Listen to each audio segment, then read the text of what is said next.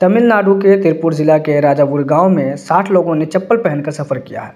ये खबर इस वक्त चर्चा में है। आपको लगेगा कि इसमें शॉकिंग वाली तो कोई बात ही नहीं है, लेकिन सच है कि ये एक शॉक करने वाली खबर ही है, क्योंकि राजापुर गांव के दलितों को सदियों से चप्पल पहनने की इजाज़त नहीं थी और वो साइकिल भी नहीं चला सकते थे। द न्यू इंडियन एक्सप्रेस से बात करते हुए वहाँ के दलितों ने बताया कि सैकड़ों साल से हमें ये बताया गया कि अगर कोई दलित चप्पल पहनकर निकलेगा तो मकामी देवता, स्थानीय देवता उनको मार डालेंगे। एक दलित ने बताया कि मुल्क की आज़ादी के बाद अपर कास्ट से बिलोंग करने वाले लोगों ने कहानी गढ़ा के सड़क के नीचे एक गुड़िया को दफनाया गया है, इसलिए जो दलित चप्पल पहनकर निकलेगा वो 3 महीने में मर जाएगा। इस मामले में तिरुपुर वीसी के सीपीएम और एटीपी के लीडर ने मकामी दलितों को लेकर चप्पल पहनकर 300 मीटर की सड़क पर सफ़र किया और मकामी पुलिस इसकी मुकम्मल निगरानी करती रही है, जिसके बाद अब गाँव वालों में हिम्मत आई है और वो ऐसे सभी रस्म और प्रथा को तोड़ देने की बात कर रहे हैं।